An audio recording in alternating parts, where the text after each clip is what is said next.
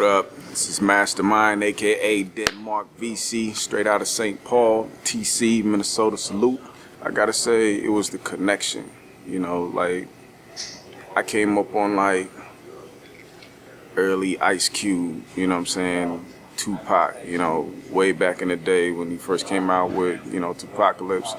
It was the message, man. They were telling a story that we all resonated with. And I felt a lot of that every time I turned on the record, and it fulfilled me a lot. And it's through listening to it, there was a certain point where it began to grow, and I was inspired to go beyond just listening, and I wanted to be a part of it. Like, I wanted to be a voice for this community and this way of life too. So when Ice Cube and Ice-T would drop a new project, and then Slick Rick would come out, it was just the conversations at the lunchroom table, you know, of who said what, how dope it was, and just that was our world, that was us. It just felt good to be able to dissect what we thought everything meant, who was coming at who was cold, who was not, you know.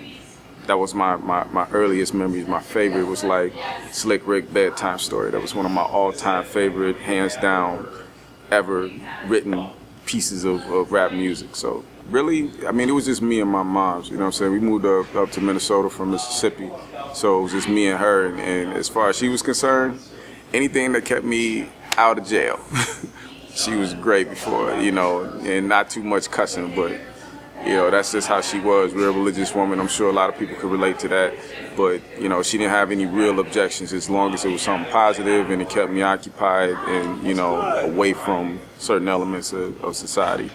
I love to see new up-and-coming artists. That inspires me, you know what I'm saying? So whenever I hear new innovative voices coming out of the city, like I've been here for a long time. Like, you know, there's very few artists that have the reach into the Twin City community as a certain pocket of us do. I remember when we didn't have radio airplay and we were performing in, you know, fire hazardous buildings in South Minneapolis, you know, and that feel of it was something that was, you know, we hold dear, we revere. So you're talking to a very ambitious person. So like, as far as overcome, I see we're poised right now, because I'm very much, you know, TC representative. So like, there's been some success from some of my bigger brothers. Shout out to Rhymesayers Entertainment. But there's a lot of us that need to see the light of day, if you will. So I'm poised for that right now, and that's what I work day and night for, is to be one of the next members and next names out there. You know, I run Titan Administration Records. Shout out to Felix, Kaleem, Trop Bishop, Just Jay, the Great Lioness, Mike Titan, Nicodemus. You know, we some new names that are getting ready to drop, and I'm lending my seniority. So is Felix to pushing that forward. So for me, I want timeless music. I want music that touches humanity in a real way. So like, where hip hop is right now, for me, I love it. It's beautiful, from, you know, your Greg Greases to your Kendrick Lamars.